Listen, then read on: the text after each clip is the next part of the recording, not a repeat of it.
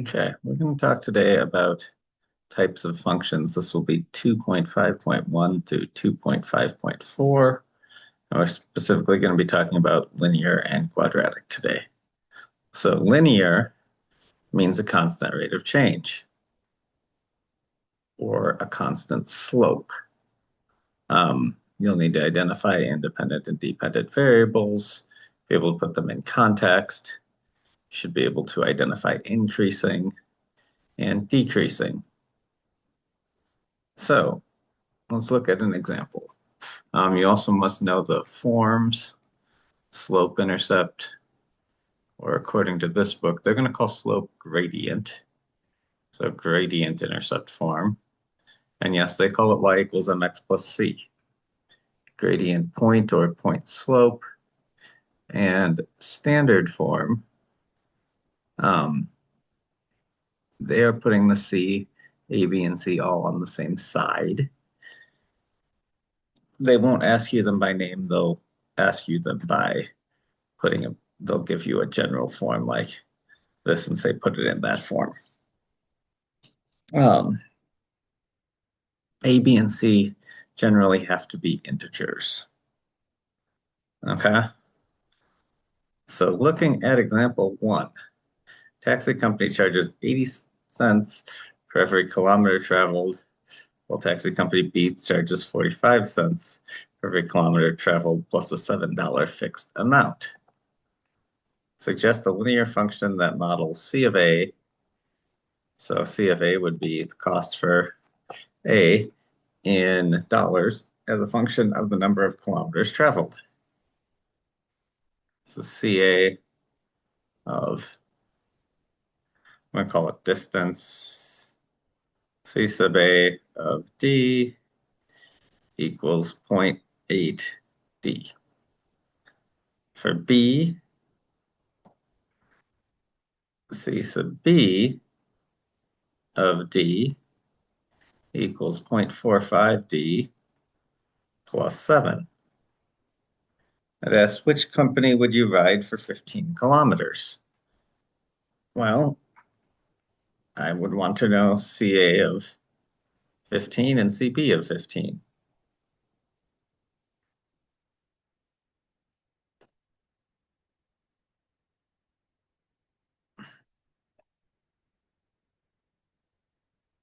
And I need a calculator for this.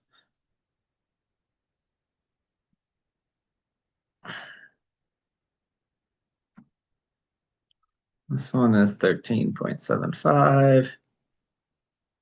This one is, I think, less, so I would choose the first one, 12. Graph both on the same axes. I trust you can graph them and find the intersection.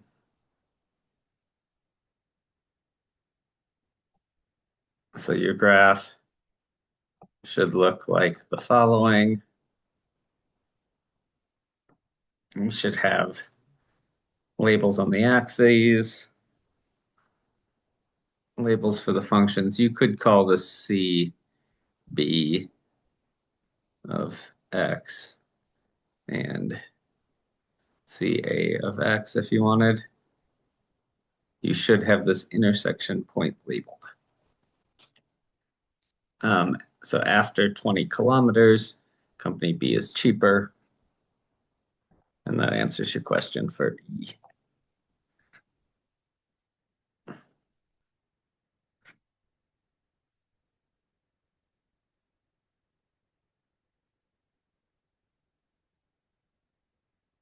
Okay, piecewise linear functions. That's when you've got multiple pieces. You can see this one here, straight, then different slope, then straight again, or changing and changing slopes. So the graph here shows relationship between temperature of liquid T measured over in degrees Celsius over T measured in minutes. So T over T. What is the initial temperature of the liquid? The graph shows it at 120. Take the required time for the liquid to reach half of its temperature. That's 30 minutes here. If we look at the graph,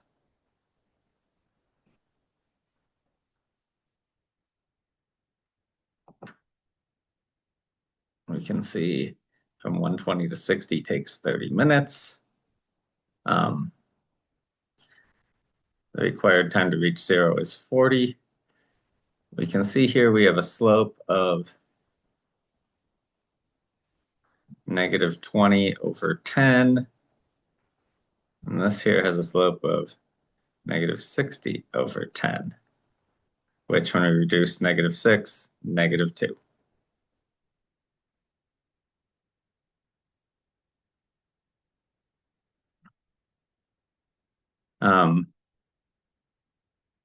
So 40, estimate the rate of change of temperature over the whole time. So over the time would be the average, and that would be it went down 120 over 40.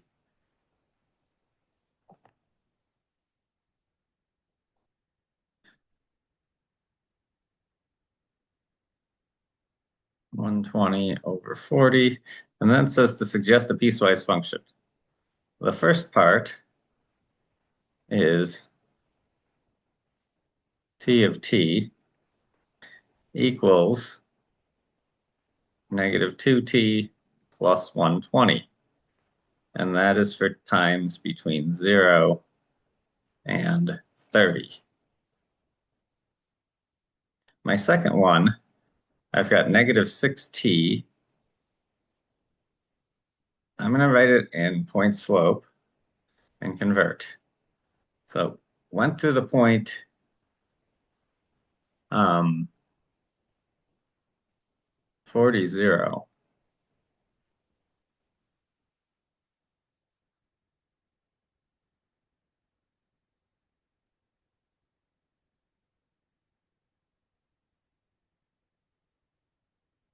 No, went to the point 0, 40.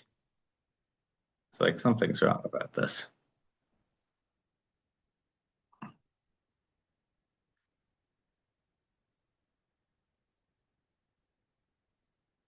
And when I distribute, I get y equals negative 6t plus 240.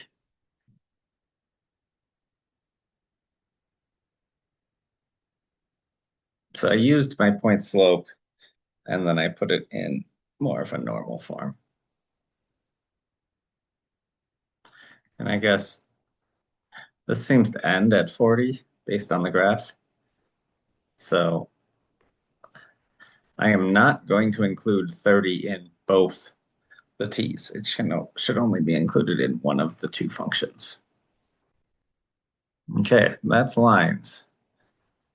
Now let's talk quadratics.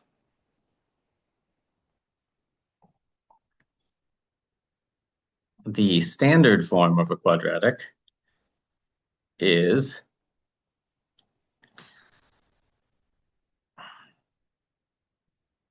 this. They're specifying that a is not 0, so it does have an x squared term, and that it is a parabola. The vertex of the parabola, that's the top or bottom point. Negative b over 2a is the x coordinate. We plug in that x coordinate to the function to get the y coordinate. It has an axis of symmetry through y equals negative b over 2a. If a is positive, means it's like this, we call that concave up as it's hooking up. If a is negative, it's concave down or hooking down, also opening down.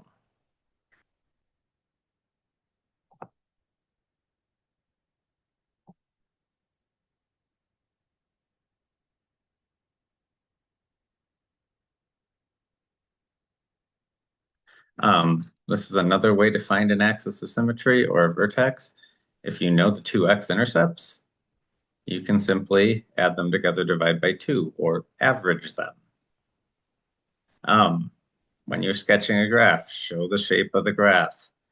Label the coordinates of x and y intercepts. Label the coordinate of the vertex. If it asks you to graph a quadratic, label the axis of symmetry. If it just says make a graph, you might not need to specify it's a quadratic. But if it says graph the quadratic, you should label all of those. So sketch the graph and state its domain and range.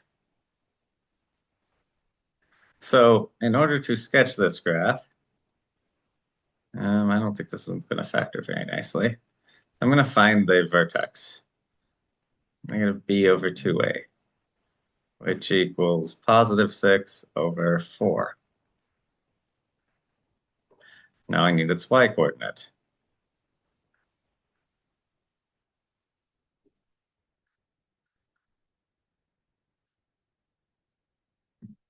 And I'll type that into a calculator.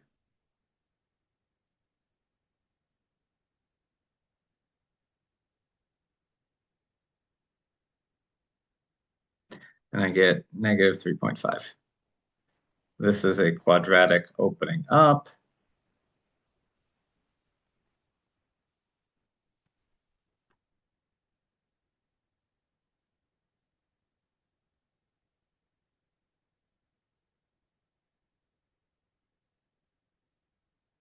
It has a y-intercept at positive 1.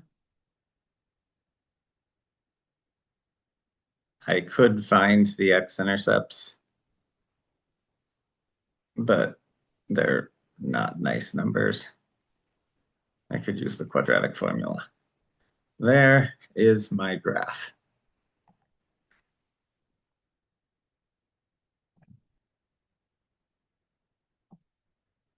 They did want me to use the quadratic formula to get the x-intercepts. I don't think you'll see one quite like that on the exam. So, next question is the graph passes through the points negative 2, 8, and 0, negative 4. The axis of symmetry is 1/2. Find the values of parameters for A, B, and C. So I know the vertex goes through 1/2. I know that C equals negative 4 because C is always going to be my y-intercept. Um,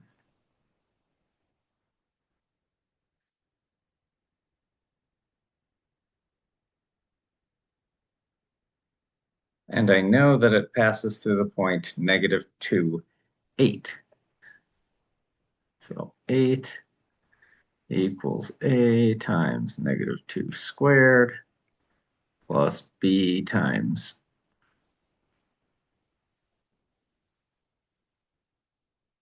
um, negative 2 minus 4. If I solve this top equation, multiply both sides by 2, I get negative 2. I'll do it over here. I get negative 2b equals 2a. So when I divide by 2, I get negative b equals a. I will plug that in. 8 equals 4a. This is negative 2b, so negative b equals a. That's plus 2a minus 4. I'll add 4 to both sides. 12 equals 6a.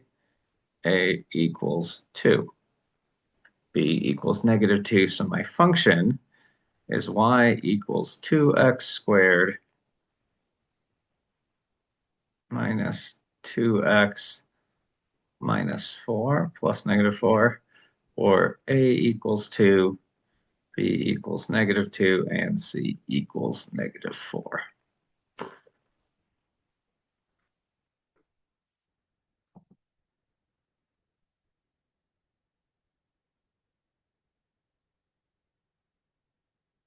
And there we have it. So writing the equations for what I know and filling in the thing is really important in IB. It really helps it come together.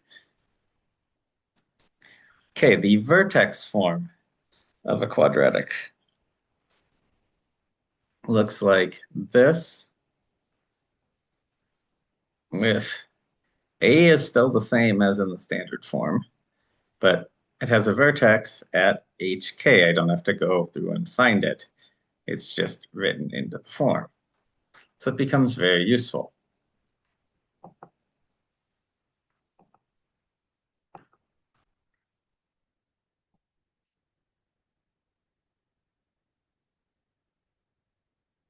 So looking ahead a little bit, so I have a parabola with this that passes through the point negative 2, 1. Find the equation of the quadratic function in vertex form. So I can start with y equals a goes to the vertex x minus 2 squared plus 3. Now, if I want to solve for a, I will plug in x and y.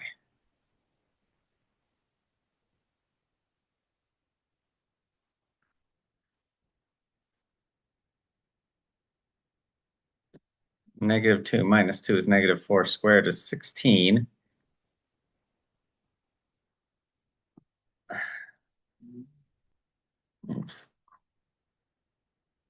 Plus 3 equals negative 1. I'll subtract 3 from both sides and get negative 4 equals 16a. I'll divide both sides by 16 and get negative 1/4 equals a. So my quadratic function in vertex form, negative 1/4 x minus 2 squared plus 3. Now, if I want to put it in standard form, I must just expand it out and simplify. So I will square my binomial.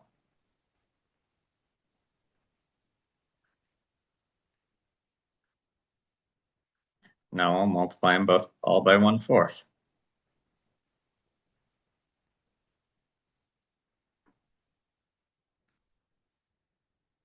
That's plus 4x.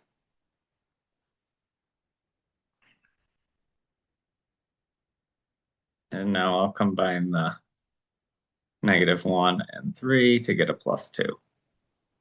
Find the y-intercept. That's the c term, that's 2. Since sketch the parabola. It's opening down. Its vertex is at 2, 3. I'll label it. Its y-intercept is at 2.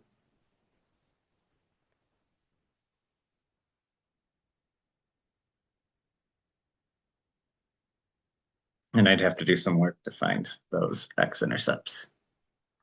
But I should probably label the y-intercept.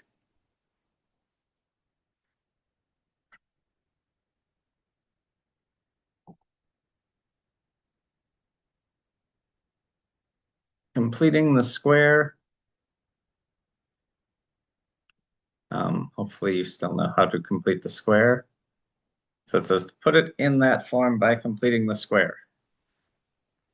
So this is a review from a while ago. So the first thing I do when completing the square is move the constant term. So I've moved the 5 to the other side. I now create the magic number, which I do by taking this x term, dividing it by 2 and squaring it. That's 4. If I add 4 to one side, I must add it to the other side.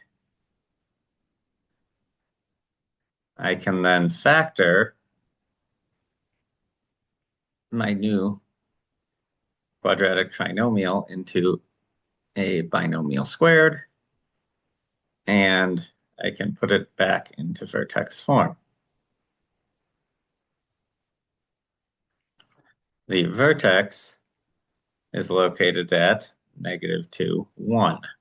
Remember, it's opposite of the sign of h. Now, that's a basic completing the square. It gets harder if we have a leading coefficient.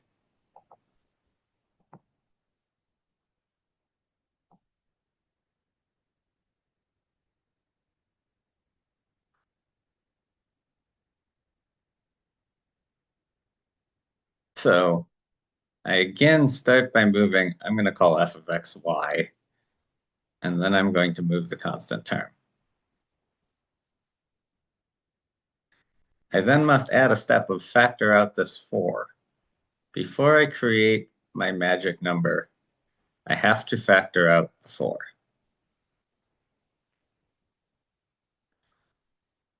Okay, now I half this.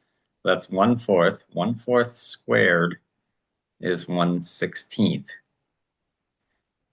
I didn't add 1/16. I added 1/16 times the 4 that's outside the parentheses, which works out to be plus 1/4.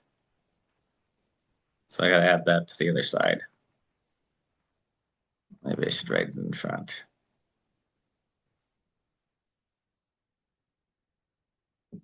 So I get y minus 3/4 equals 4. This will always factor into x minus half that middle term squared. So I end up with y equals 4, x minus 1/4 squared plus 3/4. And I have a vertex of 1/4, 3/4.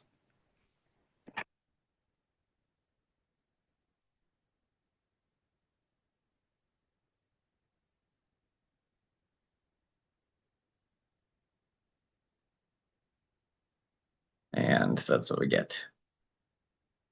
Okay, final thing for quadratics and for today is the factored form of the quadratic.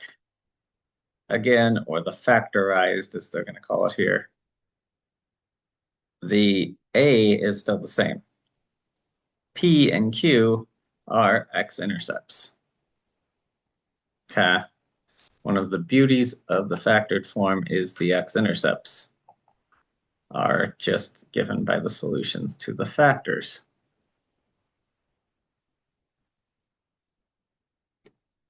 So if we know the factors, the vertex is just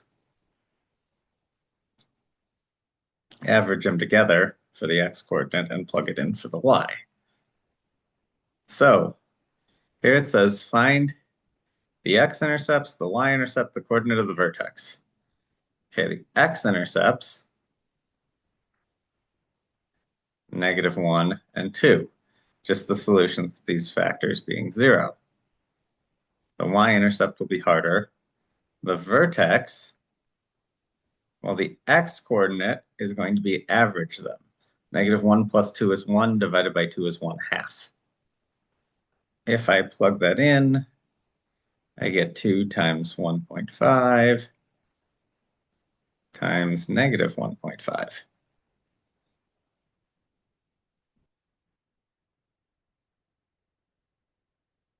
That's -4.5. And the y-coordinate, I think I'm going to have to, well, I guess I could just plug in 0. And plug in 0 for the x. I don't necessarily have to expand it out. Equals -4. So my y-intercept, 0, -4. That's gotten me all the information out of the factored form. That was kind of quick. It was nice.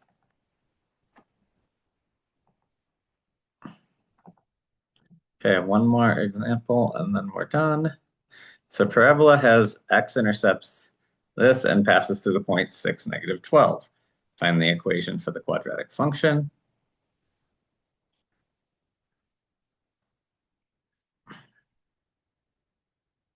So I know my quadratic function looks like this. I'll now plug in values and find a.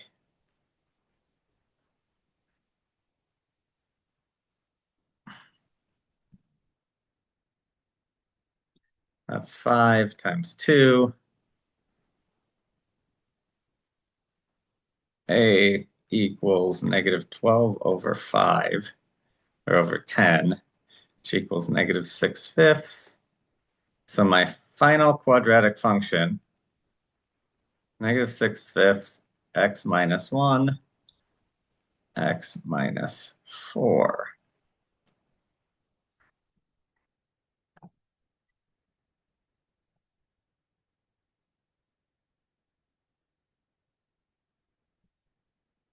Oh, it asked for it in standard form. Oh, darn, they wanted me to expand it out. Important to read the full directions.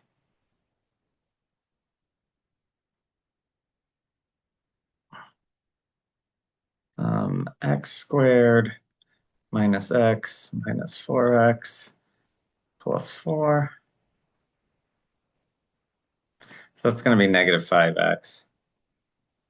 Negative 6 fifths x squared. Negative 6 fifths times negative 5 is plus 6x minus 24 fifths is my quadratic function in standard form. Always important to read the question and make sure you get the form correct. Okay, that is the end of today's lesson.